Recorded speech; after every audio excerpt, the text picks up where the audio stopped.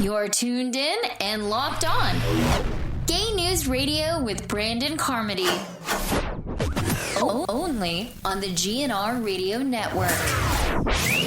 You're listening to Gay News Radio. My name is Brandon Carmody. Our guest today is Ken Urban. Ken Urban is a playwright and screenwriter based in New York. He's also a member of the band Occurrence. Sadness Happens, Noise Ensues. Playwright Ken Urban and vocalist Kat Hollier make up Occurrence. Their new album, The Past Will Last Forever, comes out on October 7th. Ken, welcome to Gay News Radio. Hey, thanks for having me. So I suppose my first question is kind of the obvious one. Which one of these art forms is keeping you the busiest these days?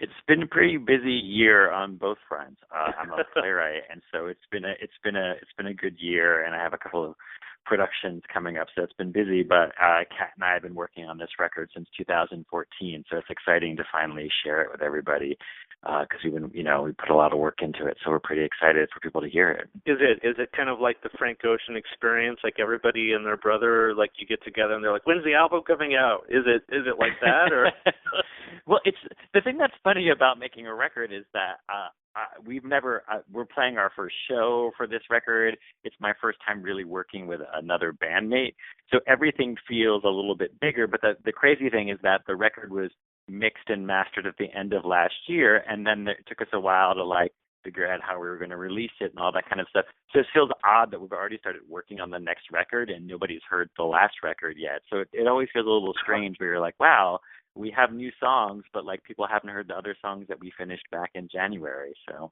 I guess that's how it always goes. And for the listeners that may not be as familiar, will you give us the history on Occurrence? Like how many years back does it go, and how'd you get started together? So how the band started it's a really, I guess it's a slightly odd story, is that back when I first was starting as a playwright, theater companies couldn't always afford to hire sound designers for my productions. So I started fooling around with things like Pro Tools and eventually Logic, and started making little sound pieces for my plays. And then I was working in another band, and they said, oh, that stuff's pretty good. You should keep working on that. And so from there, it went from just being sound design stuff to actual songs. But it was always basically been me. And so I've been sort of putting out music since 2009. But in 2014, I did this strange thing, a challenge to myself, where I was I'm going to write a new piece of music every day for an entire month and see what I can create. And then when I finished the project, this is at summer of, I guess, August 2014, I had these 32 songs, and I was oh, I would really love to hear a woman sing on these songs and start working with other people rather than it just mostly being myself.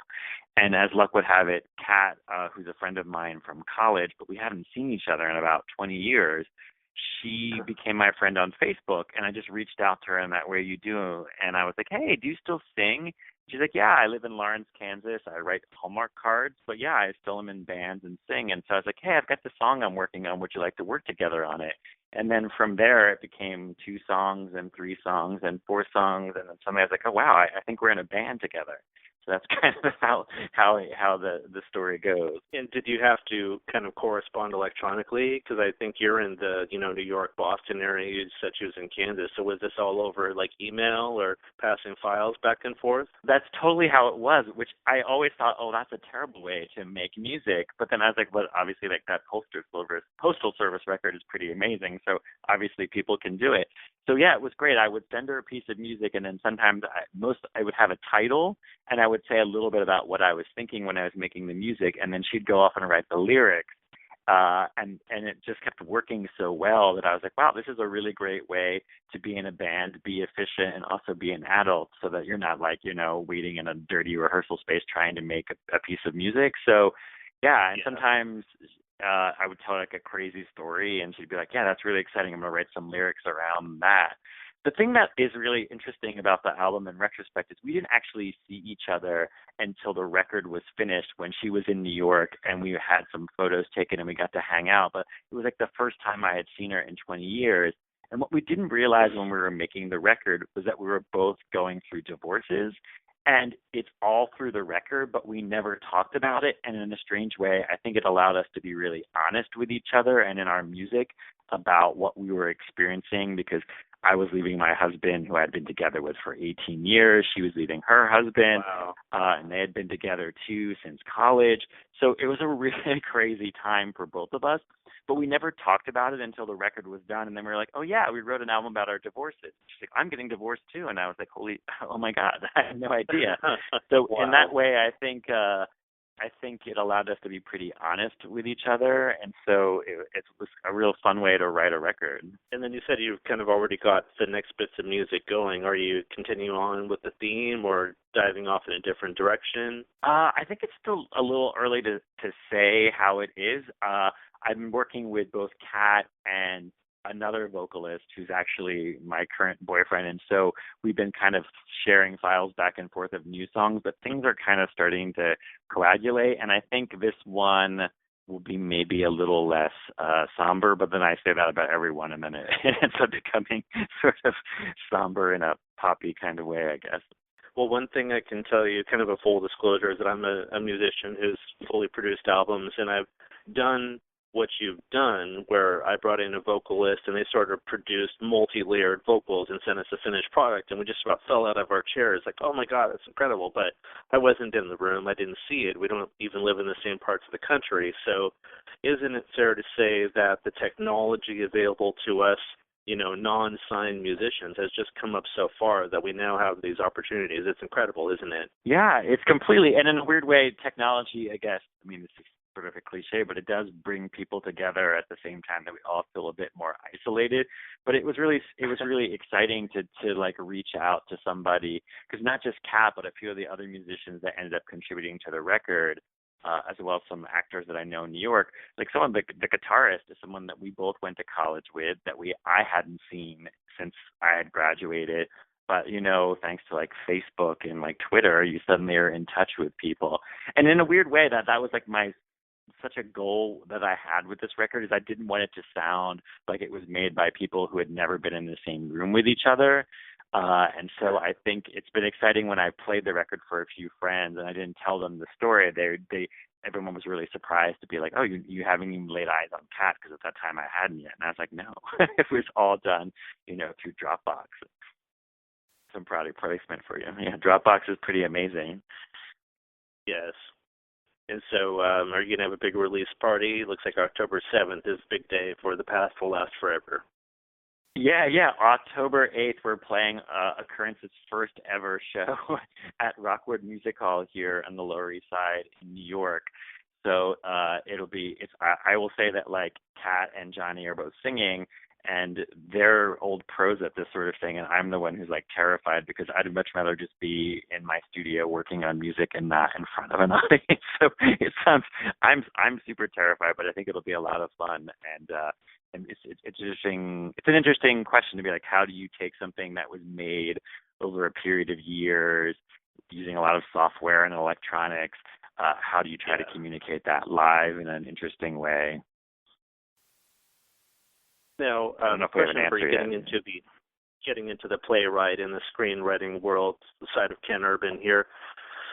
The burning question is, do you have to have a 9-to-5 day job or something on the side, or does the world of writing bring you all the awe and wonder that a writer would ever aspire to?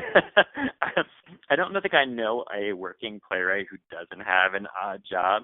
I teach at a university. It's sort of how I've made my living for the last decade or so, and it's good because I do really enjoy teaching, and the schedule is flexible enough that it doesn't like impede on things. Sometimes it's a little crazy with rehearsal. Like this fall, I have to be in Minneapolis for 2 weeks, right in the heart of the semester, and so I'll be taking a lot of flights. But I really enjoy teaching, and as 9-to-5 jobs go, it's a pretty good gig. So. But no, there's no money in the American theater, and there's probably even less in making experimental electronic music. You're killing me, Smalls. You're killing me. Okay, so I guess I want to ask how hands-on some productions are versus others, because couldn't you technically, as a playwright, write the play, and then whatever the production company doing it gets it, and then they do an interpretation. They have a director, so technically, couldn't you send it off and then they interpolate it, their way, or are you very hands-on, or does it depend on the show and the theater group and what you've been contracted for? Does it kind of vary? I guess I'm pretty hands-on, especially if it's the first production of a play. I think the first production of the play should really be as close to what I imagine the play being like. And because productions are far and few between now for new writers, there's a lot of development. And so you definitely have to be in the room listening to people's notes and listening to actors and sort of like developing the script on the fly, which I actually really enjoy. I mean, I really love the collaborative part of making theater. And I think I'm sort of dipping my toe in the TV water, and that seems pretty similar. It was a really strange experience when The Happy Sad was turned into a movie, because even though I wrote the screenplay, I wasn't on set. I was involved a little bit in the casting, but not a huge amount. But I was actually in Romania working on a play when they shot the film in 2011. So it was really, but it was a really weird experience to watch the film, the first edit of the film, and be like, wow, I had really, other than writing the script, no hand in making this thing. And so sometimes that can be a really exciting experience too, to just be like, oh, I never imagined it like that, but that's pretty cool. Okay, so let's talk about The Happy Sad. I'm going to read the description here. Tired of dating Stan, Andy pretends to be dating a female coworker. Heartbroken, Stan finds himself hooking up with Marcus, who just started having an open relationship with his long-term boyfriend, Aaron. But as they explore new relationships, a chance encounter on a subway platform makes each of them reevaluate their sense of who they are, what they want. It's a screen adaptation of the play. So did they hit all of those points in the film, or were there things that surprised you? I think. Yeah. I mean, when I watch the film now, of course, as a writer, my first thought is always like all the 101 things I could have done better as a screenwriter. It's the first time I'd ever written a screenplay, and I think sometimes it still feels a bit like a play more than a film. I definitely think I thought it was much funnier when I wrote it, and then watching it on screen, sometimes I was watching it with like test audiences and being like, oh my God, wow, this packs a pretty big punch. But yeah, it is definitely exciting. I mean, that's the thing I love about working with great actors. And then Rodney Evans, I thought, did a great job directing the film, is that they just bring so much of themselves to it. And I think though the film came out in 2013, I feel like now people are talking about open relationships and different ways to be in love. It seems a bit more commonplace, but I think the film, I mean, not to toot my own horn, but I felt like it was one of the first films and plays to kind of talk about that in a really serious way, about what it means to be gay, which I think has got even more complicated in the face of like gay marriage, which is like fantastic on one hand, but I also think sometimes it makes younger people feel pretty limited in like how you can be gay in the world and be in love with someone else. Wow, I got real to your point, I think I agree with you. I think I agree with you, because I've been shown a few different couples that were together 15 or 20 years, and I was like, oh, wow, so it's possible. What's your secret? And they both smile like, we can have sex with other people. It's like, oh, I see. But it's great to have these milestones in film, and yes, the LGBTQIA community does sometimes need them, but just look at a few things here. This is hardly a project to be shy of, Ken. Frameline San Francisco LGBT Film Festival, Outfest Film Festival, Los Angeles, Philadelphia, QFest. I mean, the list goes on and on. So did you get on a plane and run around and see it on all these different screens or catch some of these various festivals? I caught some of them. The one that I was really bummed that I missed Frameline, which is in San Francisco, which was the premiere of the film.